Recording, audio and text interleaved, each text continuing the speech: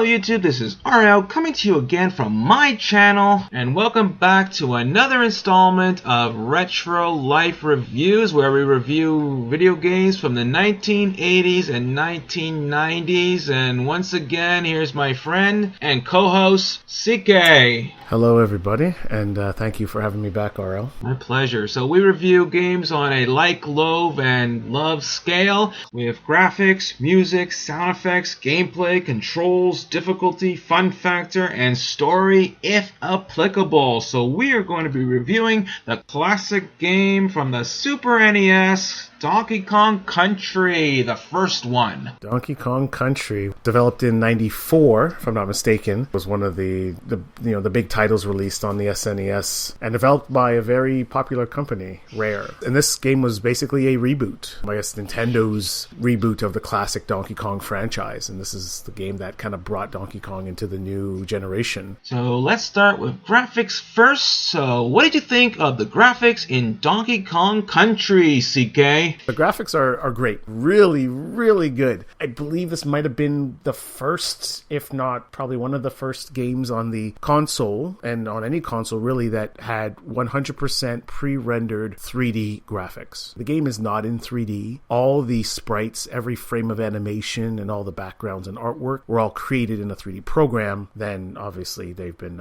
exported into format that the console can read, and then used, recompiled to make it look like a live 3D game experience. This made the game stand out on the console. It was hands down probably the best game at the time when it came out. I love the way it looks, and I give it a double retro love.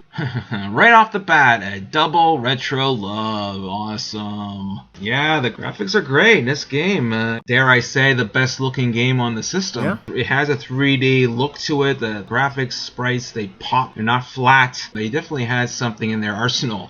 It really is a very nice looking game. The graphics are very colorful, very bright, dynamic. The only thing I don't like about the graphics in this game is the rain effects. I just don't like the way the rain looks in this game. Also, when you die, the screen will freeze for a split second. Yeah, it has a pause, which always annoys me. It's not a big deal, but it kind of looks like a glitch in the graphics for some reason. I've always noticed it, but overall it's really nice to look at. I definitely say it's one of the best looking games on the system for sure, and I will give it a retro love. Yeah, retro love. Okay.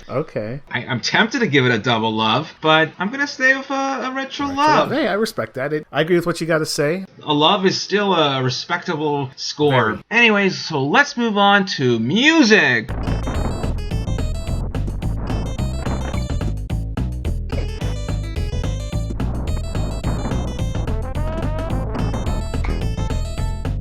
What did you think of the music in this game? Out of the gate, fantastic composition. I did a little reading after finding the original soundtrack on YouTube. Just kind of Googled it and found it, and I figured, hey, you know what? Let me take a listen to just the tracks. I've played through the game, but I haven't gone through all the levels. I think there's something like 30 or 40 levels in this game. There were a couple of levels that I loved the music in. The first level of the game is fantastic. There's a lot of ambience. There's a lot of environmental, jungle, tribal feel to the music. It kind of keeps you in the game. It sets the mood and the pace for particular levels that you're in. And with the little reading that I did, I found out that the composer really made use of the 8 channels that the SNES had over the 5 channels that the NES had at the time. So music sounded a lot more natural, high fidelity CD quality, plus more channels to use more instruments and more sound effects, more synths. So on the technical side, it is awesome. On the composition side, it is fantastic, and it really does set the mood for the game. I give it a retro love. Awesome. Yeah, the music is very upbeat. It's very... I don't think it's as iconic as Mario music. It's not as memorable, but it's great music. I mean, it's Donkey Kong Country music. It has a very specific sound to their games, and a lot of the newer ones that are made today kind of copy that, the same jungle tribe thing, and it's enjoyable, but I just don't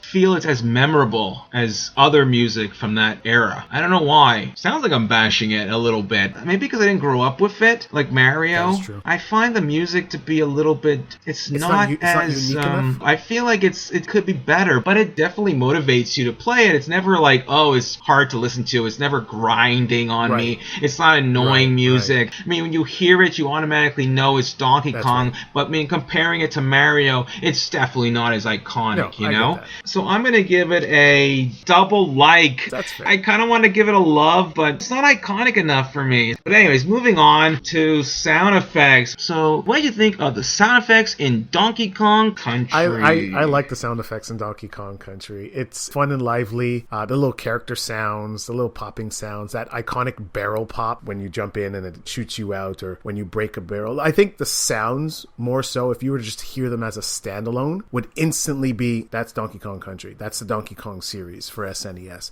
You know those sounds. You know what I mean? I think for when you talk about iconic sounds, they created a palette of sounds and sound effects, I should say, for characters and for the environments and stuff like that really gave the game depth. You know, using natural environment sounds and cool little voices for the characters, including Donkey, which is kind of neat. Everything about it just worked. And I think with the, as you say, you know, slightly generic audio, these unique sounds and the graphics, it's a great combination. I will give it a retro double like. It's not a love because here's my, you know, complicated situation. They are unique to the console and they are unique to that game, yet they are nothing surprising. They're nothing exceptional. And I think this is just a weird category to have, like a double love for sound effects, unless it's a game, especially for retro, because of the I don't think there's going to be many. I don't think we're going to have many games that we're going to review and say double love for sound effects. I don't think so for sound effects, especially for sound effects, because you know you're trying to run the music. And if you're running great music, I mean, you're running good enough audio, and if you're running good enough audio, sound effects are just there. Like you said, it doesn't take away from the game, and it definitely adds to the game in this, and that's why I give it a double like. I'm on the cusp of love, but it's going to be a double like for me. Cool. So yeah, sound effects for me. I actually kind of like the sound effects better than the music in this game. Does it make any sense? I'm not a guy that really knows the sound effects, but I was really paying attention to the sound effects when I was playing the game. Just the bananas, the chimp noises, or like apes, the barrels, and everything just sounds really fun. Yep. It's very unique. It's not like beeps and boops and bops, and it's just like everything has a unique sound to it. The barrels sound like they're breaking, the wood is breaking. I like the banana noises when you get the bananas, and when you get the barrel when your chimp is in there, you could hear the chimp, the extra man, I guess the Donkey Kong in the barrel. Oh, Donkey and Diddy. Yeah, I just like the attention to detail there, where it's not just like a normal barrel and you don't hear anything. You actually know there's something in there, and I think they did a good job. They're fun, and I guess maybe I just like chimp noises. I don't know, like oh. I don't know, that sounds bad, but I just like the varied nature of these sound effects. So I'm going to give the sound a love, which is probably the highest I've ever rated sound effects. And I respect that. Like I said, I was on the cusp of it. It doesn't jump out as much for me, but if you're comparing it to the music and it worked for you, it worked well for you, it kept you in it and added that little extra, you know, immersion in a sense. Yeah, sure. Love it all the way, man. No problem. Because I'm comparing it to the last game we reviewed with Ghouls and Ghosts. Yeah. And a lot of the sound effects in that game were a lot of beeps and bumps, and I just found they were like really annoying sounds sometimes, where you hit something like and you're not supposed to hit it, it'll go bah, bah, and it's just so annoying. There's a lot of variations of sounds. They did a good job. They did a really good job. They really did. Yeah, so moving on to gameplay. What did you think of the gameplay in Donkey Kong Country, CK? The gameplay is platformer. It's very Mario-esque. I mean, it's coming from the same guys that built the game. They're coming from the same, not say same studio, but basically the same console. And, you know, they know that with regards to Mario, okay, we can build another Donkey Kong like the arcade, but people need a little bit more than that. Well, what do? Well, we set them in a forest, we make it a side-scroller, and we put platforms on it. The great thing about this game that makes it different from just a Mario jumping platformer or any other side platformer is the variety of things you can do in the game. Like, you know, though it's heavily influenced by Mario, I think like more, you know, Mario 2 or Mario 3-ish, you know, lots of hidden passages. In the first level, you can go back into the house, you can go into your horde, your, what do they call them, animal friends, I think they're called, whatever they were, the rhino, the swordfish, parrots, ostrich, I remembered. Maybe I think it was a frog, something like that. Yes, I remember seeing frog. You know, those guys that help you on the certain levels, it just makes it fun. And you know that they're in the barrels, and you know you've got a checkpoint, which is very key on games like that, where you can die just doing, you know, a stupid jump and stuff like that. It's awesome. The collecting of letters, I think the Kong letters that give you like a bonus life or give you bonuses or whatever. Yes. Collecting the golden statues. There is so much to do and so many little things that you can actually go back into levels and play it again, collect things that add to your current gameplay. It's not like, you know, you played the level once, you can't go back because it's got like that mini map that like Mario has. And once you go back, you can play it again and collect extra bananas and collect that extra letter that you didn't get, or go to a secret room that you didn't go into. The game is heavily replayable. I give it a retro love for that alone. And, you know, the platforming in it, it's good. I know this kind of ties into a bit of controls, but it's good enough for you to have fun. And I think the variety in the level construction, the environments, and the bonus, like the bonuses and the extra characters and stuff like that, just make the game a complete experience. So it gets a double love for me. Okay. Wow, look who's giving double loves now. It's technically a very good game. It is a great game. All right, so gameplay for me. Yeah, the gameplay is, I mean, it's enjoyable gameplay. I'm going to be repeating a lot of things that you said. I love the letters, you know, collecting a Kong, which is really awesome. And sometimes when you miss a letter, you're like, oh, shit, where was that letter? I kind of, you know, makes you want to go back and want to play that again. And I love the jumping into barrels, and then it just pops you into another barrel. And this one, I think, is more automatic with the barrels. I think the other Donkey Kongs where you had to kind of time it yourself. Yeah. And this one was a little bit too easy, I found. For the barrels, I like the animals that you get. Like the first level, you get a rhino, and you could just bump them with the rhino. Is really awesome. There's different animals throughout the game. I like the tagging of your, you know, Diddy. Oh, yes. So it makes it a lot more fun. You can even like tag him and make him go ahead of you if you want. You know, it's like with Mario being big compared to being small. You know, just it makes you a little more comfortable. You're not going to die right away, because you could die pretty often. I like the climbing. It does what you need to do in a Donkey Kong game. You know, you're going to be a monkey. You're going to start climbing and getting bananas. It's a lot of fun, and it is basically a Mario. I wouldn't say a Mario clone, but it definitely leans on Mario. To success of Mario. Yes. I don't know if they would have made a Donkey Kong Country game if it wasn't for Mario's success. They probably would have, but they probably would have. It's Nintendo. They got to capitalize on some of their franchise stuff. The gameplay is fun and enjoyable, and there's a lot of things to do. It never gets boring. I love the gameplay, so I'm gonna give it a retro love for gameplay. Okay. Not a double love. Not that it doesn't deserve it, but it's giving so many double loves. I gotta backtrack on my double loves handing out. So not that I'm punishing. You were a bit heavy-handed in the handed in a double loves. It's not a game that I would give a double love to, in this category at least. Alright, so moving on to controls. What did you think of the controls in Donkey Kong Country? The controls are interesting because as I was playing the game, two things jumped out at me. One, DK is super slow. Like he's slumbering slow. Especially after you get Diddy and you realize that you can move a lot quicker and faster with Diddy. Played most of the game with Diddy, just because I get used to his speed and his movements. And then kind of going back to DK, if you lose Diddy or if you happen to swap back. Obviously between Donkey and Diddy, each character has their own kind of unique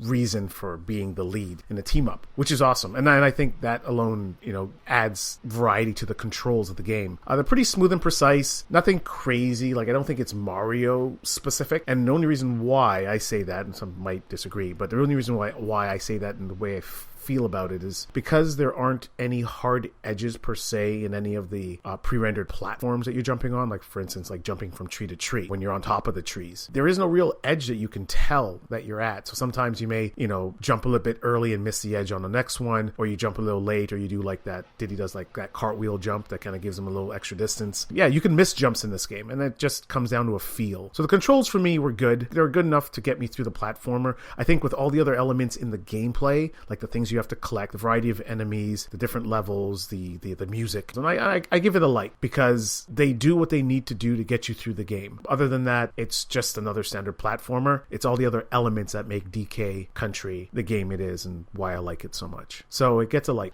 Yeah, that's conservative. That's cool. So controls for me, I kind of liked it a little more than you. I don't know. I've never been annoyed with the controls. I mean, I don't have as much experience with this game. I never played it as a kid, but I find the controls controls, very tight, responsive. Yeah, you're right. I think Donkey Kong's a little sluggish. I don't really have a favorite character to play with. I guess Diddy. He is a little more faster, obviously, and he's more agile, and he has a spin to him, which is pretty neat and gets you through some difficult spots. Yes. The controls are tight. I don't have any trouble jumping and making those bounces, bouncing up with those barrels. I mean, hitting the springies to get higher into the, get up to the higher platforms like that, like the tire or whatever when you're bouncing. I never really had any trouble with that, and I'm kind of klutzy when it comes to gameplay and controls. I'm always like, missing those. A lot of times I'll know if the controls are a bit wonky because I'll be like, if I'm missing those jumps and I'm just like klutzing around and falling over edges and stuff, I'll just be like, oh, these controls are sloppy and they're not tight. I never felt that way with Donkey Kong at all. I never feel frustrated with the controls. They get the job done. Maybe they're not as tight as Mario, but I mean, Mario's like, man, they polished those controls in Mario like a shiny shoes, like, man, that those controls, there's no game that controls better than a Mario game. That's what I'm trying to say. I get that. There are games that are pretty close, and this game is close. It's good. No, I'm gonna give it a double like. I do it. Really? Yeah, I felt it. I knew you were on the fence. You wanted to give it more than I did, but I don't think that you loved it, like you said. And you can hear it. You didn't love it, but you do respect it. You respect what it does. So moving on to difficulty. What did you think of the difficulty in this game, CK? The difficulty is... It's right. It plays and feels like a Mario. It ramps you up with different little things, and as you come across any new obstacle in a certain level, you might see it in a slightly different format in another level, but it's the same stuff. They totally walk you through more or less everything that you need to know to play the game in the first level, if you explore enough. Once you figure out level 1 to its fullest, you pretty much are playing the same game right through, and every level has its own difficulty, and that's where this game gets a little bit of a better grade than just a gradual grade of difficulty. Every level has its own specific challenge, and because of that, the varying challenge make it challenging. There's 30 or 40 levels in this, so you're playing quite a few levels in the game, and it's not like the games that we played back in the NES days where it was 8 to 12 levels, games done pretty much 40 minutes. This game takes some time. It allows you to go back and play levels over and over again to get better, and with regards to difficulty, it keeps it high enough that you can play through without really dying. And once you figure it out, like a Sonic game, you just know where all the pitfalls are, so you don't really have to sweat it. So that would be the only downside to this, but because of the going back and replaying levels, it kind of negates that factor for me. So difficulty gets a like. It's there, it works, it definitely ramps up as you get towards the end of the game, and every level has its own challenge, but just like a Mario game, it's kind of a throw more things at you ultimately, or speed up things to get you to be a little more precise and to react a little quicker. Other than that, there is no ramping difficulty per se where it just gets ridiculous that you have to memorize a level to basically clear it. So for me, it's actually going to be a double retro-like. Okay. So difficulty for me, so it's a low end of the scale for difficulty. It's not like a super hard game. The game does get challenging, but you always have that safety where you have Diddy, and you could always seem to, when you lose one of your lives, where you lose Diddy or you lose Kong, he's always around the corner. You get a barrel with them back again. And I don't think there's adjustable difficulties. I believe there isn't, but if we're wrong, correct us. But I feel it's not a crazy difficult game. It's not an easy game, don't get me wrong. Not at all. It's a game that's balanced. It doesn't feel like it's torturing you with the difficulty. Some of the games, Ghouls and Ghosts we're talking about, it's like it's a really hard game, and I felt it was really hard. There are moments where it's hard. Obviously, you die quite a bit, and like the boxcar level, got these like jumping tracks, and I love that level. It's so cool. It's a little challenging because you got to time it right, but overall the difficulty feels just right. It doesn't feel overly hard to be overly hard, if that makes any sense. That's right. The difficulty gets a retro love for me. Oh, retro love, nice. Yeah, why not? It's a love. Anyway, so moving on. No rants in this review. It's only because this game doesn't make you play it twice. It's not Ghouls and Ghosts. You know, you always find that one game where you're just going to always go back and be like, yeah, that one thing about that game.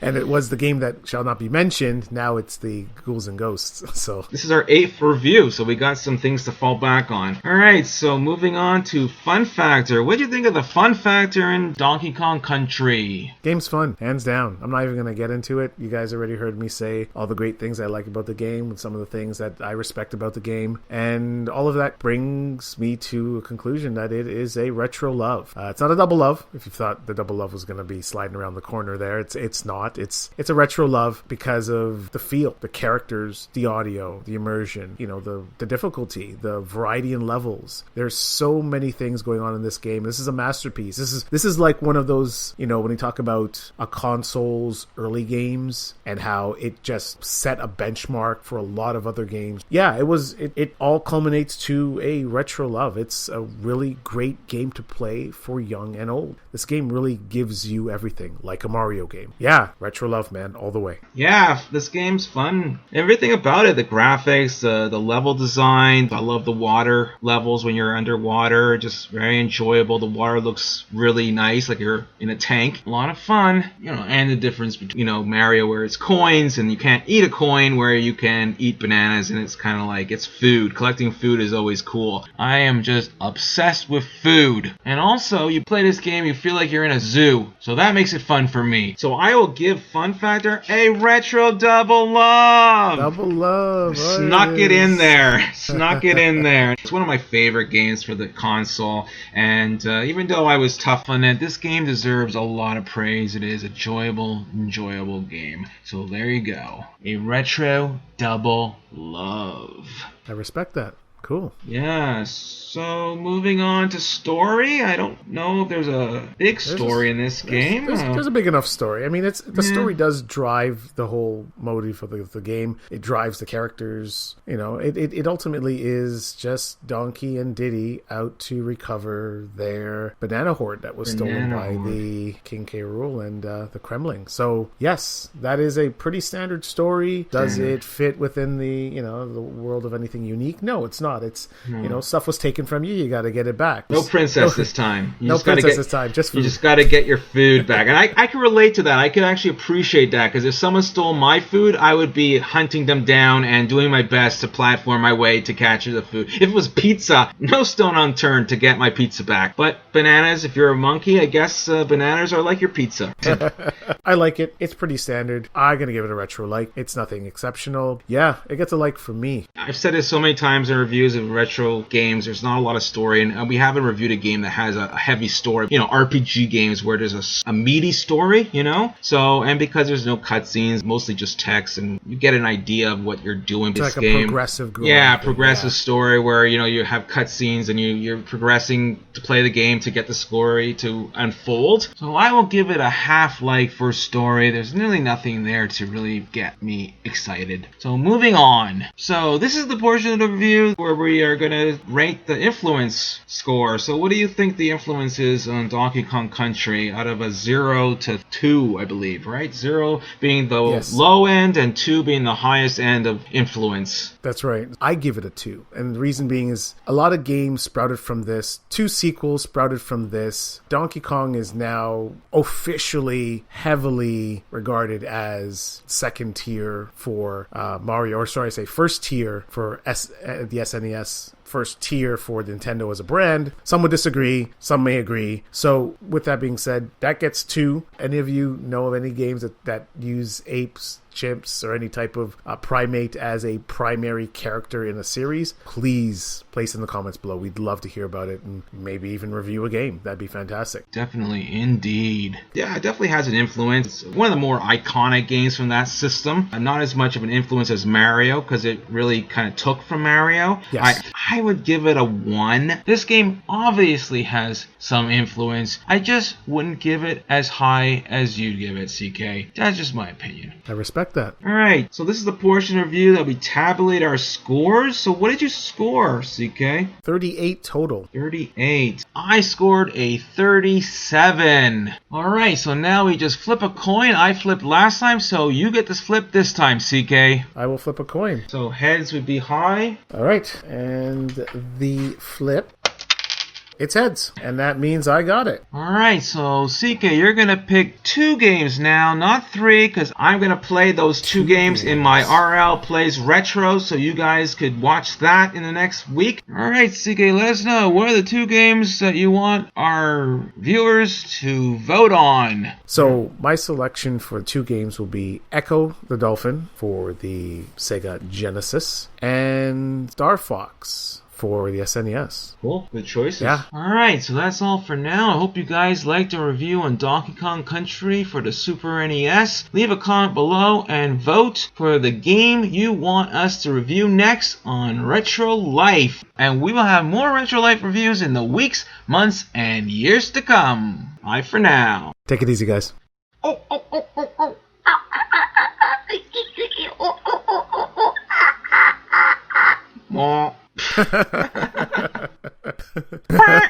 And it's just so annoying.